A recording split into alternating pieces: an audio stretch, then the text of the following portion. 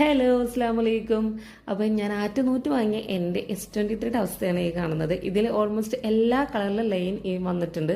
അപ്പോൾ ഇതുപോലെ ഡിസ്പ്ലേയിൽ ലൈൻസ് വന്നിട്ട് ബുദ്ധിമുട്ട് അനുഭവിക്കുന്നവരുണ്ടെങ്കിൽ ഞാൻ എങ്ങനെയാണ് അത് പരിഹരിച്ചതെന്നുള്ള ഒരു ജസ്റ്റ് ഒന്ന് പറയാമെന്ന് വിചാരിച്ചിട്ടാണ് ഈ വീഡിയോ വരുന്നത്.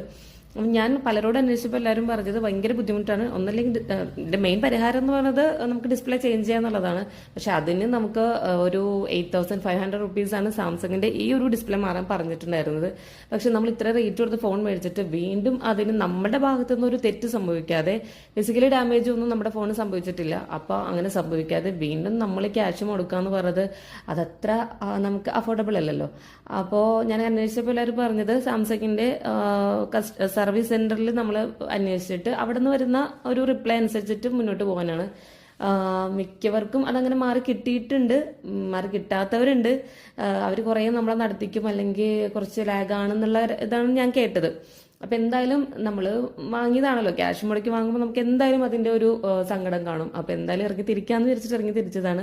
കറക്റ്റ് ഒരു മാസം പിടിച്ചു എനിക്ക് ഈ ഒരു ഡിസ്പ്ലേ ചേഞ്ച് ചെയ്ത് കിട്ടാൻ വേണ്ടിയിട്ട്. പക്ഷേ സർവീസ് സെന്ററിൽ ഞാൻ പാലാരിവട്ടത്തെ സർവീസ് സെന്ററിലാണ് പോയത്. പക്ഷെ അവിടുത്തെ അവിടെ നമ്മൾ കുറേ നേരം വെയിറ്റ് ചെയ്യണം. ഈ നമ്മൾ ഗവൺമെന്റ് ഹോസ്പിറ്റലിലൊക്കെ പോകുന്നതിനേക്കാളും ഒരു ബുദ്ധിമുട്ടാണ്. കാരണം നമ്മൾ അവിടെ പോയിട്ട് ടോക്കൺ എടുത്തിട്ട് കുറേ നേരം, ഒരു 1, 2, 3 മണിക്കൂർ വരെ ഞങ്ങൾ അവിടെ വെയിറ്റ് ചെയ്തിട്ടുണ്ട് ഒന്ന് കാണാൻ വേണ്ടിയിട്ട്. പക്ഷേ അവരുടെ ഒരു ബിഹേവിയർ ഒക്കെ പക്ക ഡീസൻ്റ് ആയിരുന്നു. നമുക്ക് അവിടെ പോയി കംപ്ലൈന്റ് രജിസ്റ്റർ ചെയ്യുമ്പോൾ നമുക്കൊരു ജോബ് ഷീറ്റ് തരും. അതിലെ ബിൽ നമ്പർ വെച്ചിട്ടാണ് നമ്മൾ പിന്നെ ഫോളോ അപ്പ് ചെയ്യുന്നത്. അപ്പോൾ സാംസങ്ങിന്റെ കസ്റ്റമർ കെയർ നമ്പറിലേക്ക് കോൺടാക്ട് ചെയ്തിട്ട് നമ്മൾ അവരോട് കംപ്ലൈന്റ് പറയുകയും നമ്മൾ ബിൽ നമ്പർ പറയുകയും നമ്മുടെ ഡീറ്റെയിൽസും ഒക്കെ കാര്യങ്ങൾ പറഞ്ഞു കൊടുക്കുകയൊക്കെ ചെയ്ത് കഴിഞ്ഞാൽ അവിടെ നിന്നൊരു മെയിൽ വരും എന്നാണ് നമ്മളോട് പറഞ്ഞിട്ടുണ്ടായിരുന്നത്. മെയിൽ വരും, അത് കഴിഞ്ഞിട്ട് വീണ്ടും വെയിറ്റ് ചെയ്യണം, വീണ്ടും ഒരു മെയിൽ വരും, കോള് വരും. അങ്ങനെ നമ്മുടെ ഒരു ഡിസ്പ്ലേ ഫ്രീ കോസ്റ്റിൽ ചേഞ്ച് ചെയ്ത് തരാനായിട്ടുള്ള ഒരു അപ്രൂവൽ വരുന്നത് വരെ നമ്മൾ വെയിറ്റ് ചെയ്യേണ്ടി വരും. അപ്പോൾ ഏകദേശം ഒരു മാസത്തിനോടടുത്ത് വന്നു എനിക്ക് ആ ഒരു അപ്രൂവൽ ആയി കിട്ടാൻ വേണ്ടിയിട്ട്.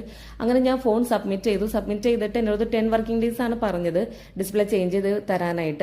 പക്ഷേ ഒരു 7 ഡേയ്സ് ആയപ്പോൾ തന്നെ നമുക്കത് ചേഞ്ച് ആയെന്നുള്ള ഒരു ഇൻഫർമേഷൻ അവിടെ വന്നു. നമ്മൾ അവിടെ പോയിട്ട് ഫോൺ കളക്ട് ചെയ്തു. അപ്പോൾ ഇതുപോലെ ലൈൻസ് ഇഷ്യൂ വന്നിട്ട് ബുദ്ധിമുട്ടുന്ന ആരെങ്കിലും ഉണ്ടെങ്കിൽ കൂടുതൽ ഡീറ്റെയിൽസ് അറിയണമെന്നുണ്ടെങ്കിൽ കമന്റ് ചെയ്തു കേട്ടോ. അപ്പോൾ അത്രയേ ഉള്ളൂ. താങ്ക്